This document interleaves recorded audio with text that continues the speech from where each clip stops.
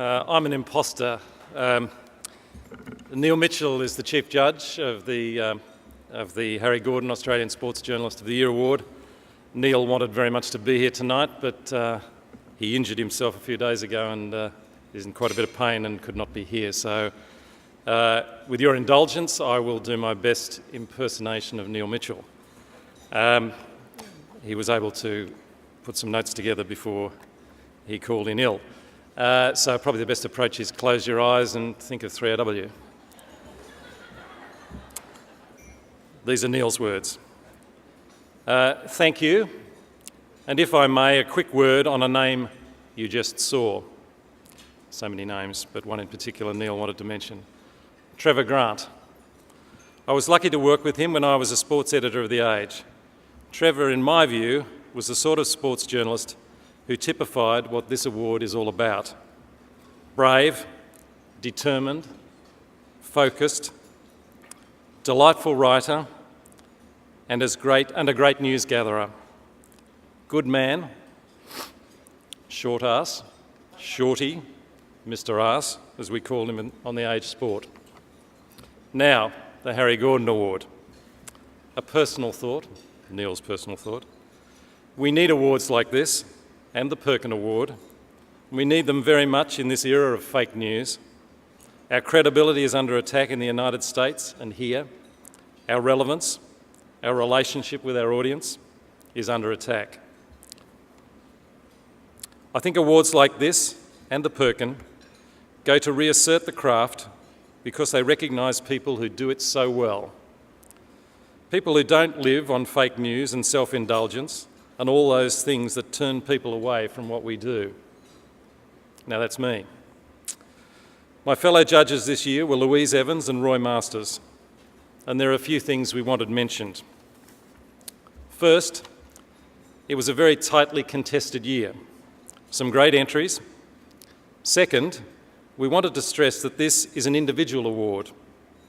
Third, we want to see more entries from around the country and across the different platforms. And finally, one thing we kept coming back to in judging was what would Harry have wanted as an editor. I was fortunate to work with him when I was editor of the Herald and he was editor-in-chief. We spent many early mornings debating just what Harry wanted and what I wanted. Didn't always coincide, usually did not. Harry would have been appalled by this atmosphere of mistrust around the media. Now, we as judges are confident the 4 finalists, as announced, would all be people Harry would want on his team and his front page. Greg Baum from The Age.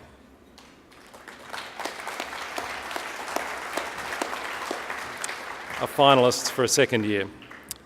Gets to the heart of it quickly and writes it beautifully. I personally thought his piece on the Doggies grand final win was the best read of many pieces written on that extraordinary game. Bruce McAvaney, Channel 7.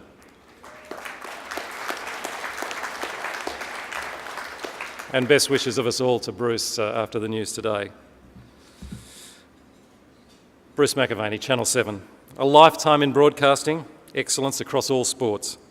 I thought it showed how important Bruce is, that one of the big stories of the Australian Open this year was the fact that Bruce wasn't there. Will Swanton from The Australian. A magnificent writing style, an eye for detail and the unusual, a joy to read his stuff. And that is not a complaint you hear often these days.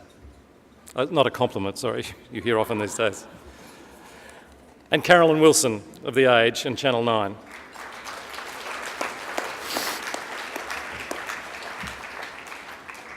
Caro, you are big when you are just known by one name.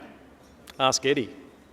Caro, a pace setter, a reporter who takes no prisoners, and again at times a strong and persuasive analyst without pretension. I'd now like to welcome Harry's son Michael to announce the winner of the 2016 Harry Gordon Australian Sports Journalist of the Year Award.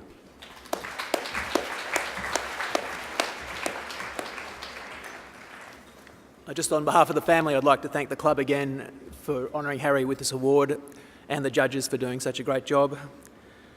And the winner is Carolyn Wilson from The Age.